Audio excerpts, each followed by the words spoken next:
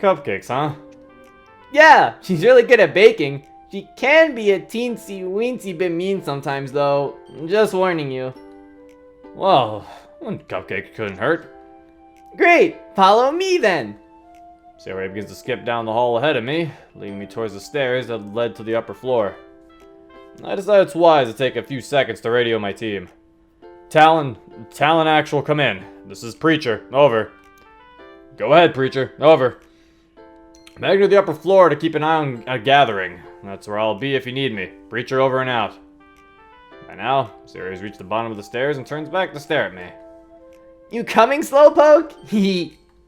Yeah, I'm right behind you.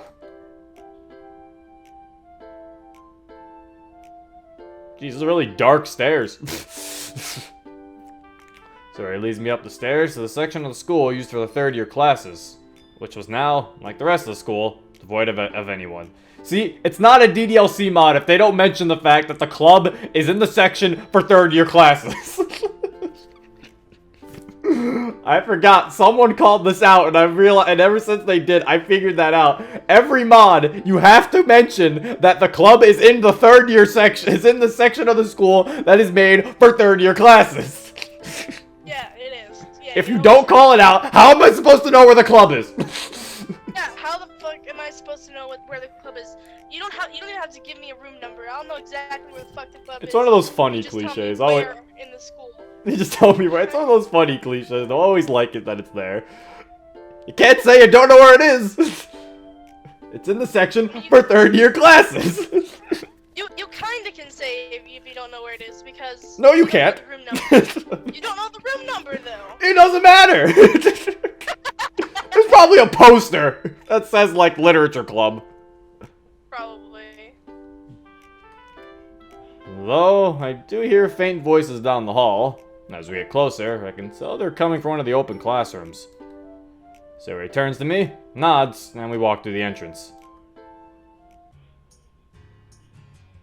As soon as we walk in, I see two girls sitting in chairs and a girl with a white bow standing at the front of the room talking to them.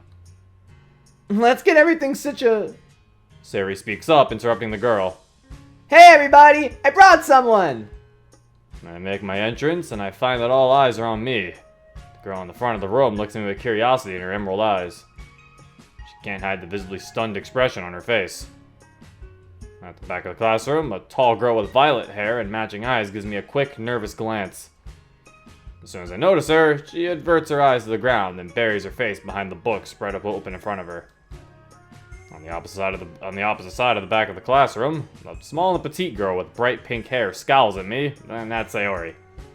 Her small hands hold a tray full of cupcakes, frosted by the same shade of pink that colors her eyes and hair. Boy Trooper, well, this music seems off. Yeah, it seems a little weird but calm at the same time. Diablo, you brought a guard? Way to kill the atmosphere! You brought an armed guard, Sayori? Come on now. I can't believe that you just killed the atmosphere of the club by bringing a man with a gun. I can't believe you brought an armed guard to our literature club.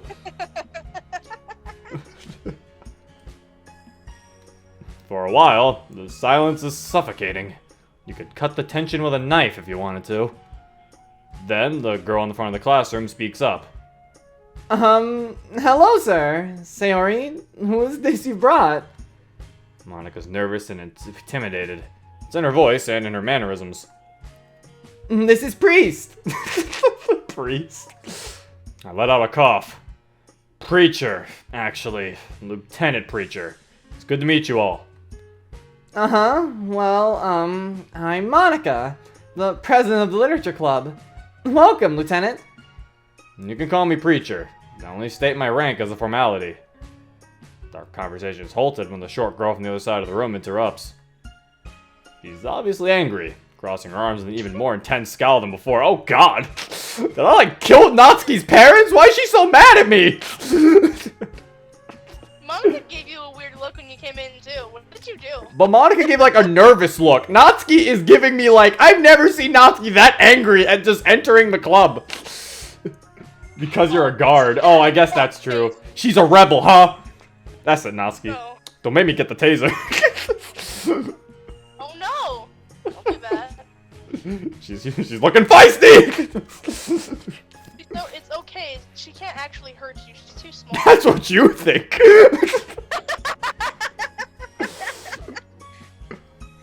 I'm assuming this is the girl Sayori told me about. Sayori, can I talk to you for a minute? Sayori is, unfortunately, ignorant to her rage. Sure, Natsuki. Sayori happily walks over to Natsuki, and the two move into the closet at the back of the room. Sayori grabs a cupcake from the tray sitting on the desk right before they enter. Hushed whispers then start coming from the closet, but I can't make out what they're saying. But I have a pretty good idea of what they're talking about. Meanwhile, the rest of the room is caught in an awkward silence for a few moments. Monika's the one who breaks it. So, Preacher, what brings you to our humble little club? Well, Sayori invited me to come and see what it's all about. She also, well, she said there might be cupcakes. I briefly smile, something I rarely do. My presence is already enough to make them uncomfortable. I don't want to dig the knife in further by appearing as an emotionless robot. Monika cocks her head to the side slightly, back to studying me, just for a moment. She then returns a smile. Well, in any case, welcome. As I'm sure you could already tell, we're a fairly small club. It's nice to have someone new around, even if. She stops herself from finishing her sentence. Even if I'm a guard? Well. Look, it's fine. I understand. I'm sure they aren't the nicest here. Natsuki Sayori then emerged from the closet, that same angered expression still stuck on Natsuki's face. Her eyes land on me for a moment, and I can definitely feel the fury in them. Sayori, on the other hand, just looks a little flustered and embarrassed. Is everything okay?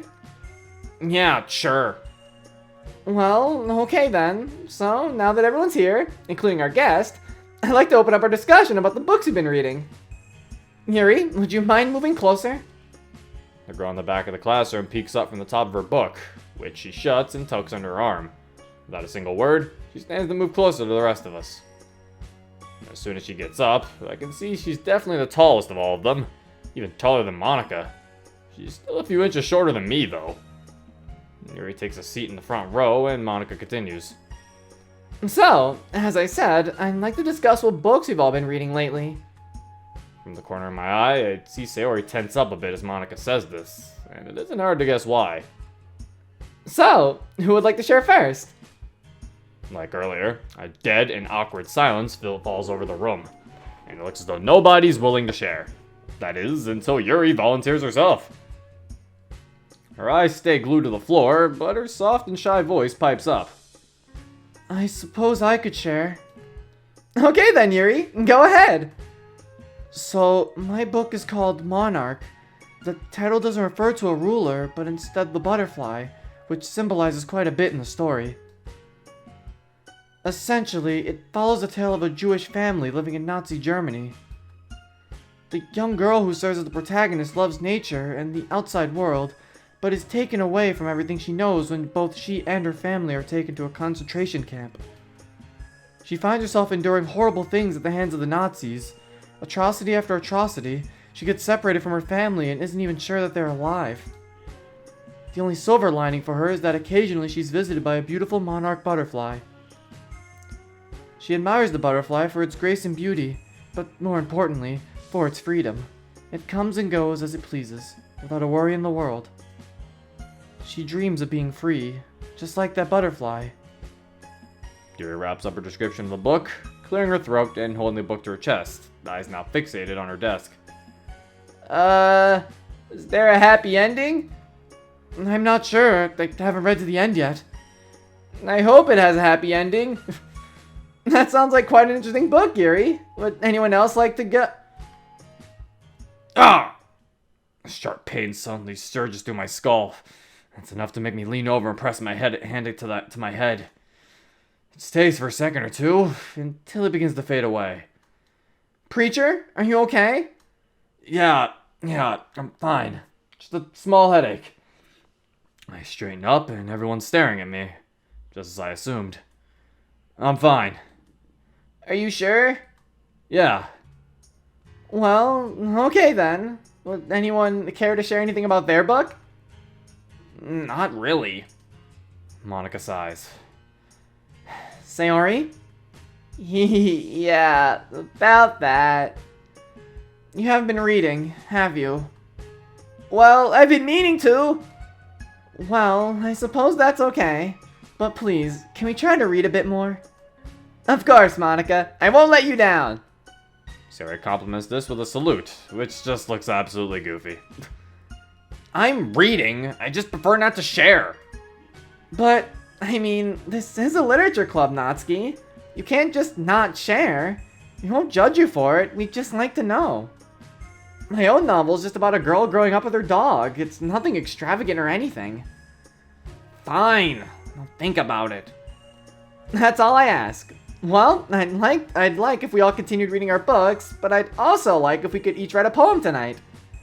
Yay! I always love doing these! It's settled then. Go ahead and do some reading. Work on your poems too. We'll share them tomorrow. After this, the rest of the girls disperse to different parts of the room. Monika then turns to me. I don't suppose you could write a poem for tomorrow? She giggles, but I think she's only half joking. Tomorrow, huh? I just wanted to come see the club. Besides, I'm afraid I have too many duties already. Writing never was my gig. Oh, well that's okay. It was nice of you to come by. Stay as long as you like, and you're welcome back anytime, of course. And that's why Monika's best girl. She's so welcoming. With that, she leaves me to go sit at the front of the classroom, behind the teacher's desk. She pulls out a piece of paper and begins to tap her lip, deep in thought. Looking around, I find the other girls have picked up various other activities. Yuri returned to the exact spot she was in earlier, and it was buried back in her book. A very Yuri thing to do. Natsuki wandered off back into the closet for God knows what. A very Natsuki thing to do. Sayori's sitting at the desk on the left side of the room, messing with a few papers on her desk. And a very Sayori thing to do. I check my watch, finding I still have 6 hours to go on our shift before we're relieved. The other guys probably weren't doing anything super interesting either. Otherwise, they would have radioed. Thinking for a moment, I feel like it couldn't hurt to stick around for a little bit. I have nothing better to do. I haven't got to grab the cupcake yet either. Aha! So I get to choose! Don't act like you're surprised. As I approach the teacher's desk, Monika doesn't even look up to acknowledge my approach.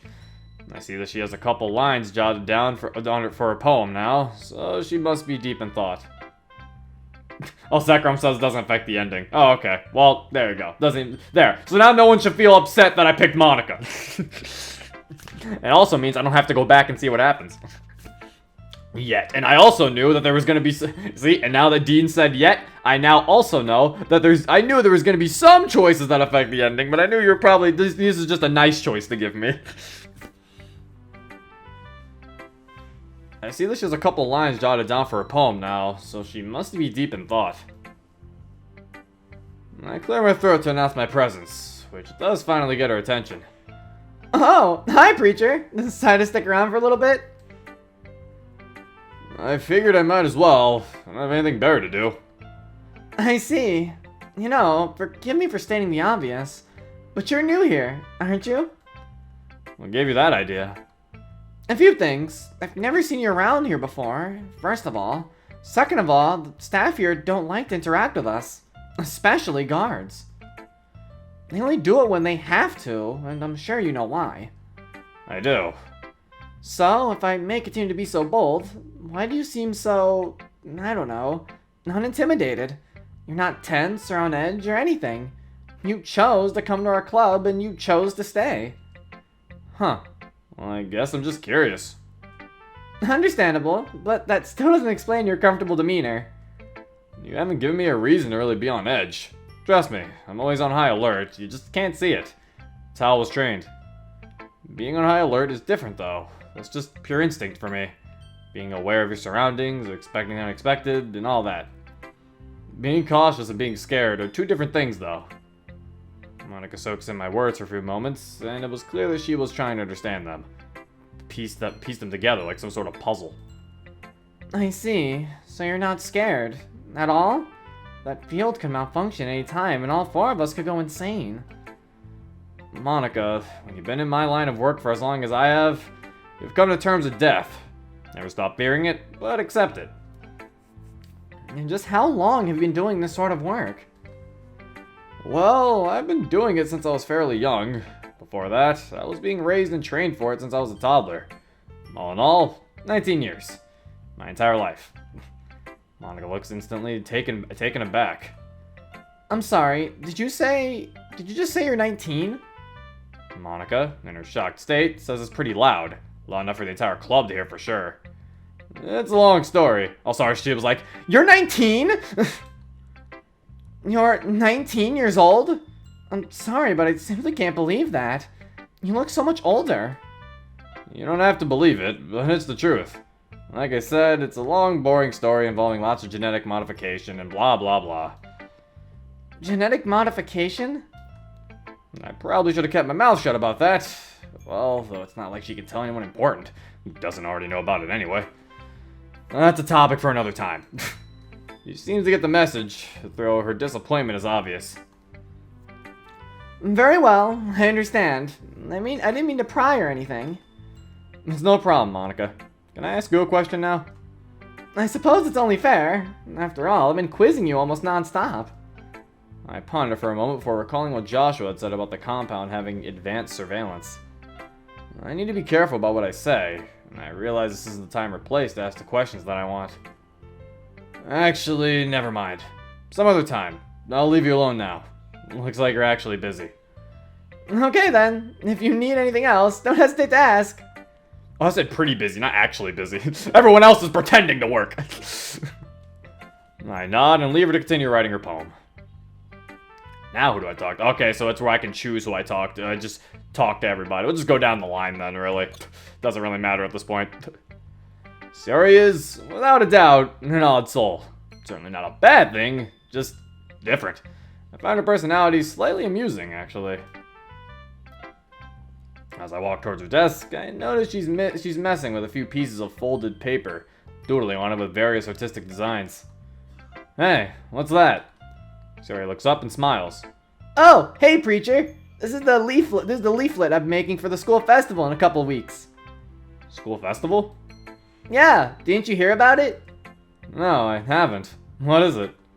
Well, basically, it's a big celebration that the school puts on every year. There's always music, dancing, and of course, yummy food.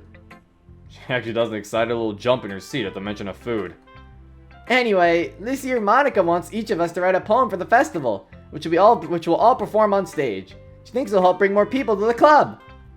Makes sense. So, what are you doing? What am I doing? Not much. I'm just wandering around and introducing myself. Cool, very cool. Is everything cool to you?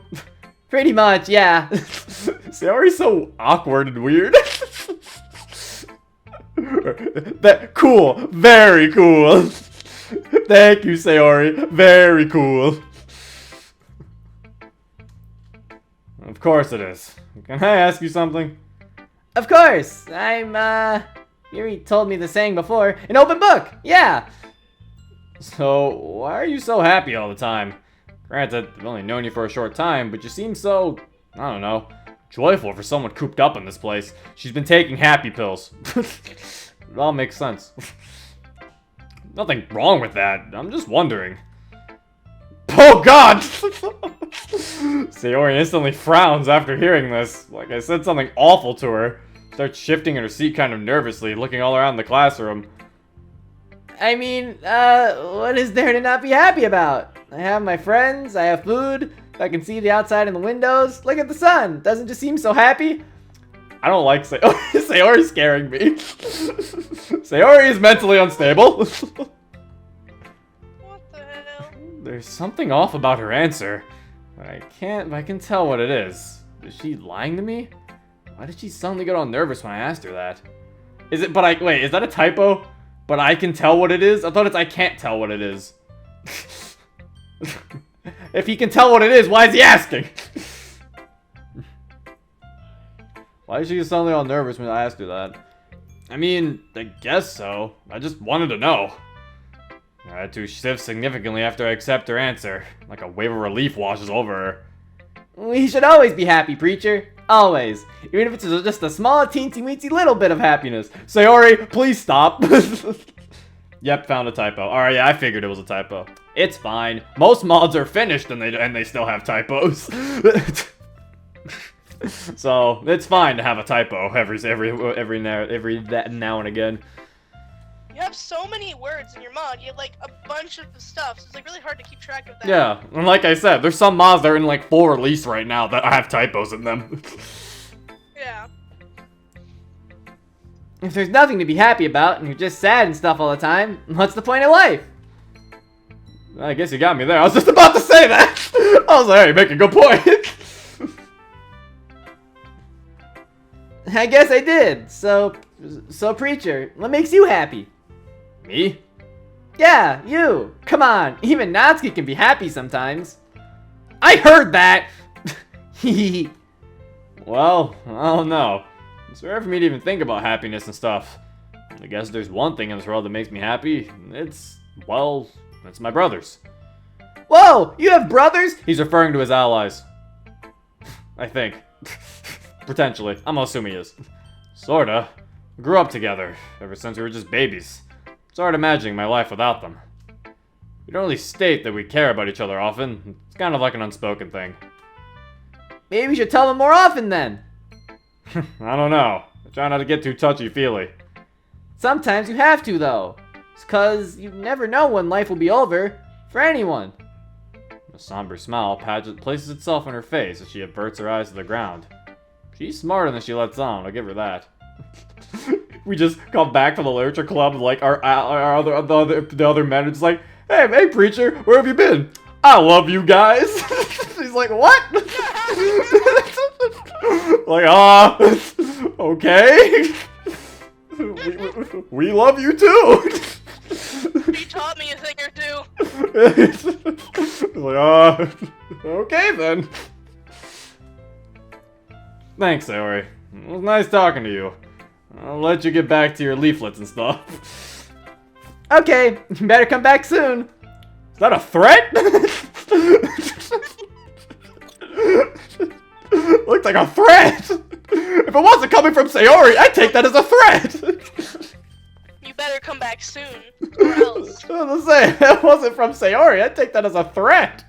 I'm scared! Alright, I'll think about it. Yeah. Yeah, she'll laugh it off and make it seem normal. If Yuri said that, it'd be like, oh. You better come back. Oh. Yeah, okay, Yuri. Against my better judgment, I make my way to the back of the club room, towards the closet where Natsuki is. Against my better judgment. As I approach the doorway, I can't help but notice a tray of cupcakes sitting on one of the nearby desks. I stop and glance towards the closet. Natsuki's standing on a box, moving stuff around on the top shelf, her back turned to me. I decide to take this opportunity to snag a cupcake. Carefully, I grab one from the tray and unwrap it, wasting no time before sinking my teeth into it. You should have at least asked, Preacher! Now she's gonna get on your ass! So, it's not a DLC mod if you don't sink your teeth into the cupcake. Do we have that written in our script? We have to write it. Yeah, we do. We have to make sure MC sinks his teeth into the cupcake. I'll say, it better be in there. After this, I will literally go back in our script and put sinks my teeth into the cupcake if I have to. Wait, did you write something about cupcakes? I completely forgot if you did. I don't know. We have to look back. You don't even know if you did! You don't even know what our Stop! bugs like. Stop! Let's talk about sinking our teeth into these cupcakes right now! Okay. And back makes you really thankful for God. I didn't read this sentence. God. Use of eating MREs, and of course the subpar food, both here and back, makes you really thankful for good food. The sweet flavor of cupcakes fills me with joy, as I remember for the first time in years the taste of heaven. Jesus Christ, Natsuki must be really good at cooking. As I feel the first bite go down my throat, I'm filled with immense joy of the kind I haven't felt in years. Jesus. This guy's having a fucking food orgasm. Man hasn't eaten cupcakes since he was like 10. I mean, I guess I'd act like that too if it's been a while. When I feel certain this arrived at my stomach, I waste no time in taking another bite. Hey! Uh-oh. I stopped chewing before turning towards the closet like a deer in the headlights. Natsuki's facing towards me, a small box in her tiny arms and daggers in her eyes. Who told you could have any of my cupcakes? Despite my mouth being full, I try to explain my way out of the situation. I'm very sorry. I just thought. You just thought what? What? My perception of time slows to a crawl, and I quickly realize that in Natsuki's anger, she misplaced her footing on the box. Oh no, she's falling. That's what that was. She's going, ah! It looks like she's about to fall. As fast as I can, I toss my cupcake to the side. No, the cupcake! And closed a few meters between us, catching her one arm and the box she was holding in the other. Time resumes as normal. Zero, what's more important, a cupcake or a little girl's life? A cupcake or a bigger cupcake? Yeah. What? Natsuki looks around, stunned by the blurry chain of events that just occurred. She looks up at me with pure confusion, wondering how I was able to catch her so fast when I was 2 meters away just a second ago. She pushes away from me, of course, and I step back. Her confused expression doesn't change. Even as I extend the box in my other hand, she takes it without a single word. Natsuki, are you okay? Yeah, I'm fine. I just slipped. Natsuki looks up at me and down, and looks me up and down before moving past me. Towards the nearest window, she sets the box down under the window before promptly sitting right next to it. She begins shuffling through its contents, which looks to be a bunch of books. I'm about to walk away when I look down and notice something. A book lying on the floor. It must have fallen down from the box during the tumble. I lean down to pick it up before examining it. The top of the cover says, Parfait Girls Volume 1, in brightly colored bold letters. The cover is adorned with several anime-style girls dressed in similarly brightly colored outfits, striking ridiculous poses. Holding the book, I walk over to Natsuki. She doesn't appear to notice me as her attention's focused on the box. Shuffling through it, no doubt looking for the book I picked up. Come on, where is it? I clear my throat, which grabs her attention from the box of books. She looks annoyed as she turns to face me. What do you want now? I hold out the book. Is this what you were looking for? Natsuki's eyes widen as she frantically snatches the book from my hands. I briefly debated snatching the book away before she even came close to grabbing it, but quickly decided against it. Instead, I offer no resistance. Give me that! She checks it over from the front cover to the back, assuming she's looking for damages. When she's satisfied, she gives me another annoyed look, which I can only assume is her seal of approval. Sorry for, trying to sneak a cupcake. Yeah, you better be. Maybe ask next time. That's what I said. Come on, preacher. Use your manners. Would you have said yes? No, probably not. Those cupcakes are for club members only. Well, you know what? Well, Natsuki, maybe now I don't blame him. He's making an effort to get to know y'all, and you do this. Hey, no, Natsuki, maybe now I don't blame him for asking. No, preacher, steal more cupcakes. I have to say, Natsuki's a feisty one. An admirable trait, maybe. I'm sure it gets her into trouble around here quite a bit, though. Fair enough, I guess. She slides the book back into the box before pulling out one another from further down. This one says Volume 5 on the cover. She notices me looking through. Looking, though. Not looking through. What are you looking at? So this must be the book that Natsuki's reading. So I have to understand why she didn't want to share it with the rest of the club. Those anime books, from what I know of them, aren't a very respected form of literature. I think back, I remember that Zombie reads manga sometimes whenever we happen to get spare time. Not this type of manga, though. He'd be ripped apart by the rest of the team. Oh, hell no. He can't read those magical girl shit. He's gotta read Berserk. As he once said, it's one of those things where you can't admit you're fully into it until you figure out where the other person stands. See, I never understood that, because even the original game says that, and I still don't understand that. What does that mean? I just say I read manga. Well, like... I don't care where you stand on it. If I say I read One Piece, I read One Piece. I mean, I guess that just means you don't care what people think about what you like. I guess that's just, I don't care that much about it. Oh, Reagan subscribe. Thank you, Reagan. I appreciate it, buddy.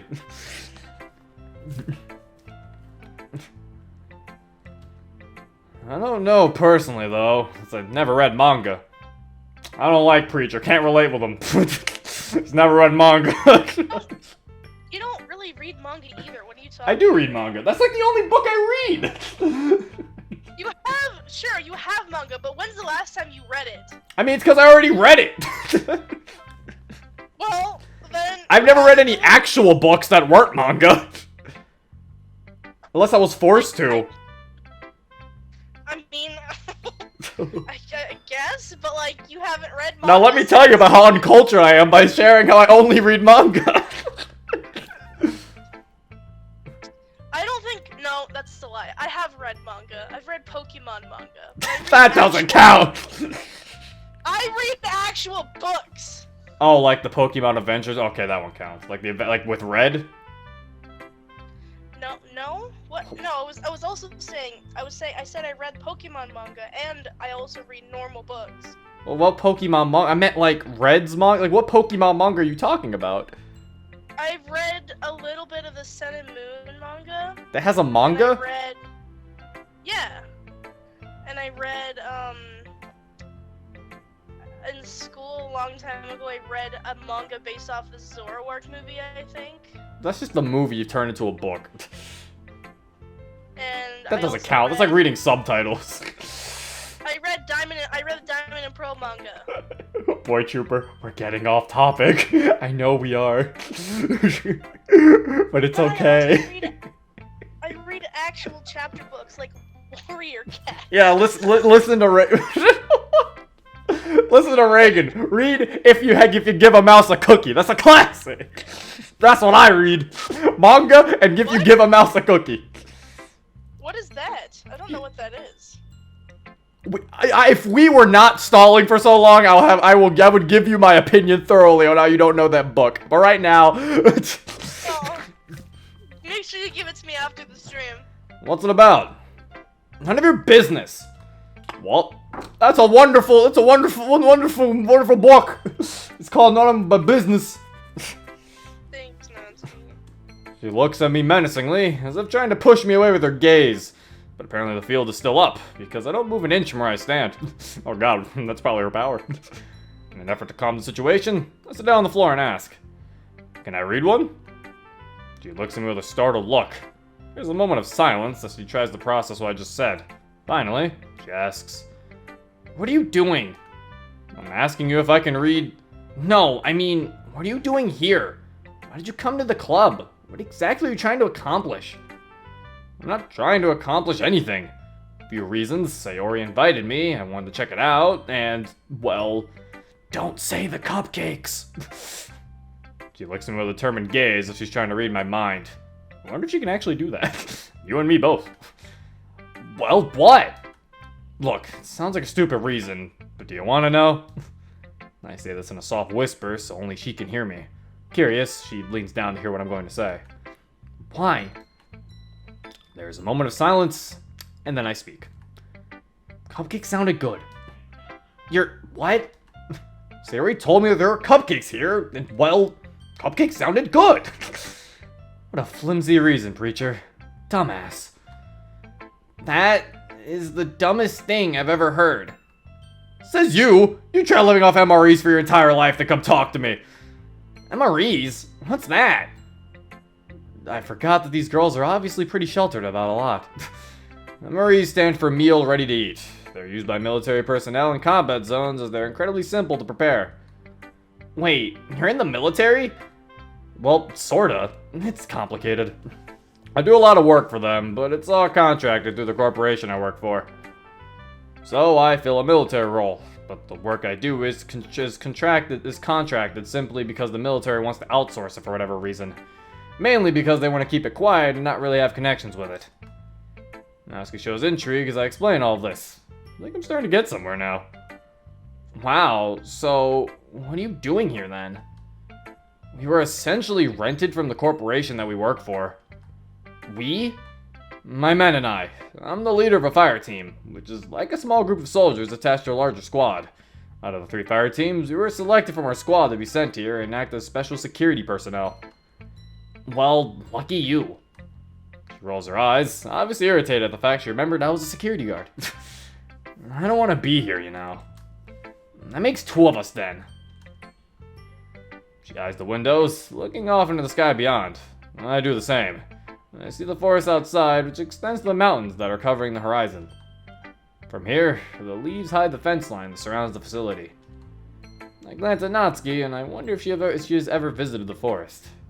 She can't have been cooped up here her whole life, right? Has she ever been outside? Beyond this compound? Have any of them ever been? I quickly shove the thought aside, because I already know the answer. They've never left this place. Ever. It's possible they never will.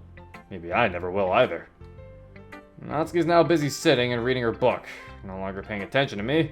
I turn to leave, when I look at the cupcake I was eating, luckily, when I tossed aside, it landed on one of the tables. I wonder if She sighs, then speaks up. Just eat it. I look at Natsuki. I thought she wasn't paying attention, but apparently I was wrong. Are you sure? It's already covered in your saliva. If you don't eat it, I'll throw it in the trash. Can't argue with that. I grab the cupcake and finish it in 3 quick bites. We still got the cupcake. Thank you.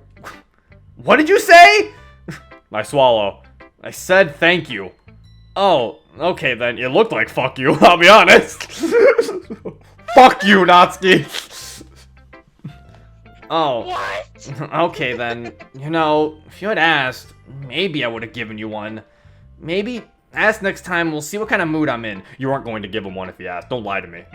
Don't start making things up now. You gotta catch Natsuki in a good mood. She wants to give you a good You really? Don't lie now. You weren't gonna give him a cupcake if he asked.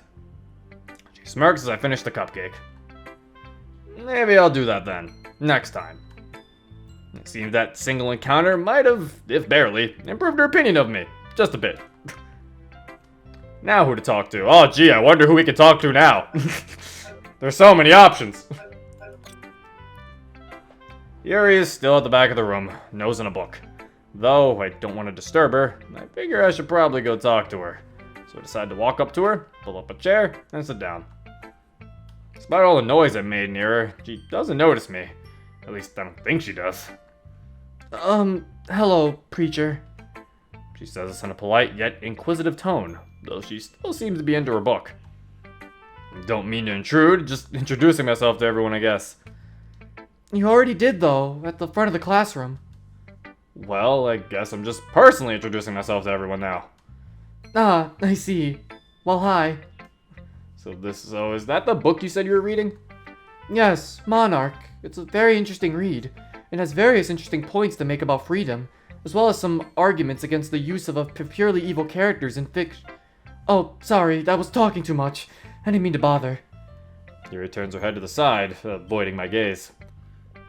In fact, now that I think about it, she's barely looked in my direction during this entire exchange, and instead seemed to fixate on her sight on random points around the room. But now, she's making a concentrated effort to avoid looking in my direction. How would it be a bother? I wasn't bothered. I was actually a bit interested. I guess I can't help that I like talking to people sometimes, since it's such a rare opportunity. The only time I get to do it is when it goes hand in hand with my job, like now. You were? Yeah, that book sounds intriguing. I didn't read much, of course. I never really find the time, but it still sounds nice. It sounds neat. Neat. So, you didn't mind my rambling?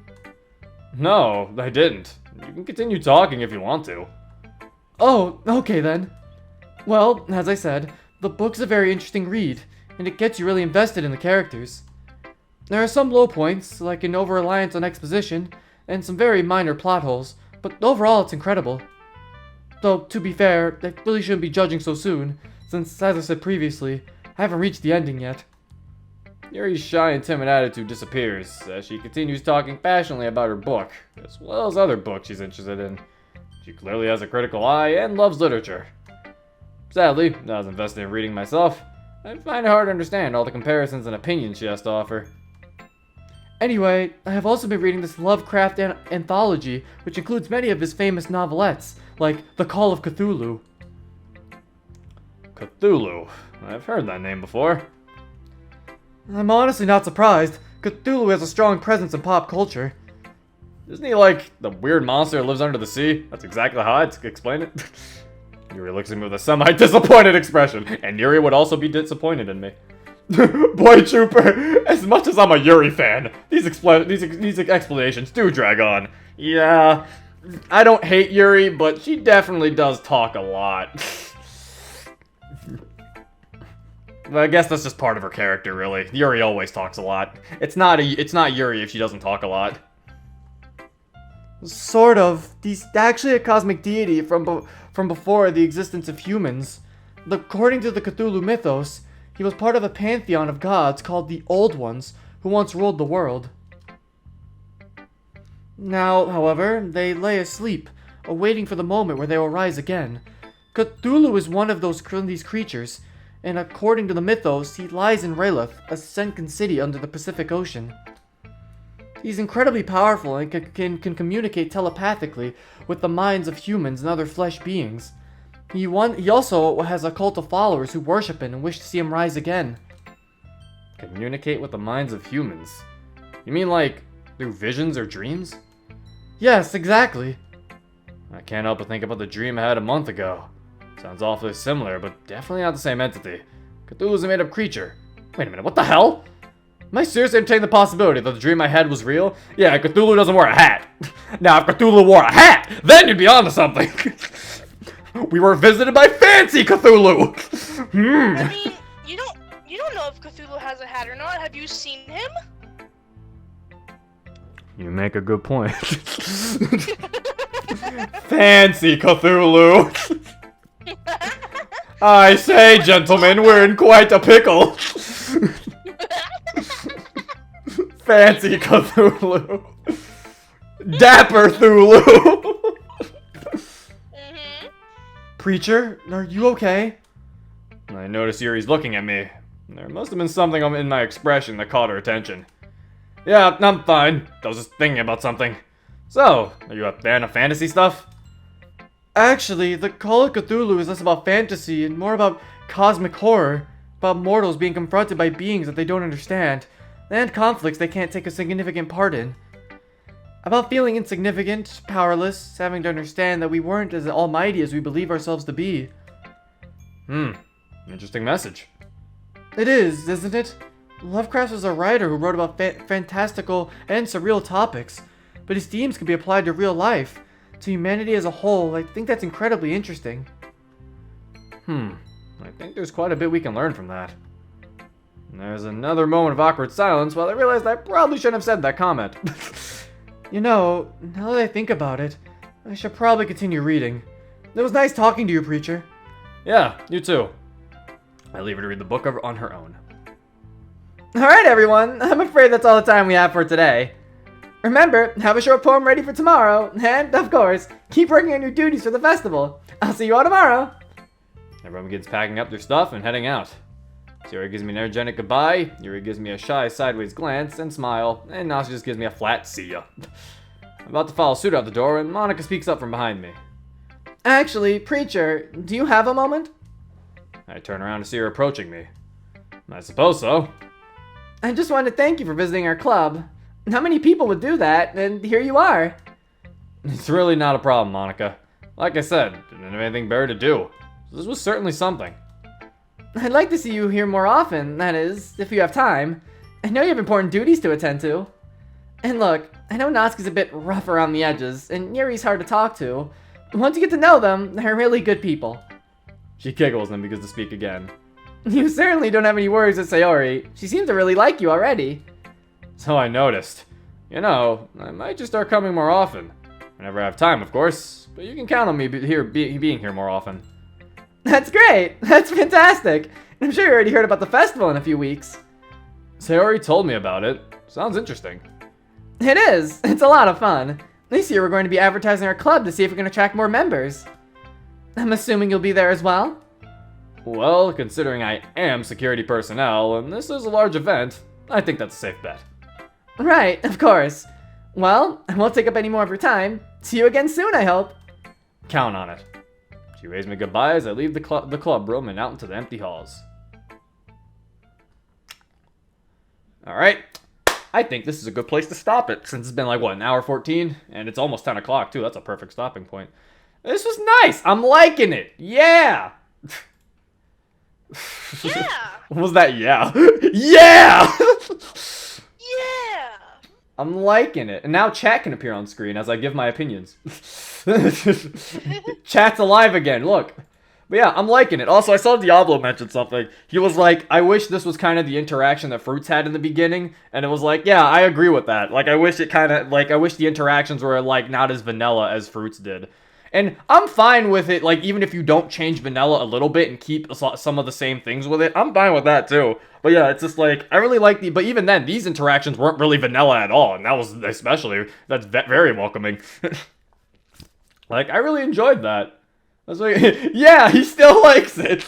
Yeah, this is really good. And again, one of my worries that I had went away. I was worried that it was going to be too focused in its own little world and not have that much focus on the girls. But I was, of course, I had faith that it was going to prove me wrong, and it proved my worry wrong, I guess to say. Like, they focus on the girls now, and it still focuses on its own little world. It's good. There's a good balance between the two, is what I was looking for, and it does that. I'm definitely intrigued, though I have a lot of questions. Yeah, I have a lot of questions too, but I feel like those questions are probably going to be answered as we go through the chapters. Yeah. We had to do character development 0. We don't want cardboard cutouts as characters. Yeah, I mean, everyone has to do character development. Honestly, I'm really happy that most mods I have been seeing have been doing character development, and none of the characters do feel like cardboard cutouts. Yeah. So it's like, I'm glad, a lot of mods have been able to do that, and this mod is no exception. They have also been able to do character development well. So yeah, this is good. I like this. I missed something. Was Preacher a chosen name? Preacher is the name of the character. You can't change his name. So this is another interesting thing, is a mod where you can't choose your name, which again is fine. I mean, it's trying to tell a story than trying to make you be the character, which again is fine in my opinion. I feel like it's fine as long as if the game is just telling a story with a predetermined name, and I'm just seeing the events of Preacher's life basically. And it's like, and I'm fine with that. I'm just the one kind of guiding him. And I like it. It still works. Also, you forgot the proper pronunciation of Zahive. It's Zahive. Damn it, I put a K. The K is there. It's Zahive. Damn it. Ah. Yeah. But anyway. Yeah, I'm joking. when Noct joins the stream right when it's ending. Nice job, Noct. But anyway, someone said plans for tomorrow. Tomorrow's going to be a Minecraft stream, in case you don't know. But I will, again, try to continue this just through regular recordings. I know I said that last week, and I mean, things happened and I couldn't get it to be recorded, sadly. But don't worry, this week, unless anything happens, this will be a recorded series, and then we'll go back to longer roads and all the other stuff. Yep, we want to do something different and tell a different story, right down to a definitive name for a protagonist. And that's fine, actually. I'm interested. It seems like, and it's like having a definitive name for your protagonist is something that is interesting to see. I think it can work out well. If you that's just also for other people who want to make mods. Don't be afraid if you really feel like you want your MC to be a sort of character. Don't be afraid to give him a name that he's stuck with. It's like, I feel like that doesn't really take away anything from the story. It still works. Alright, so, anyway, that is it. I hope you guys enjoyed. If you're watching this on YouTube and you want to play this for yourself, the link is in the description down below. And yeah, this has been Zero. Peace. I'm a chef at this masquerade, hiding both face and mind, a free for you to draw. I'm a chef, what a trip to be, but don't take off my mask, revealing the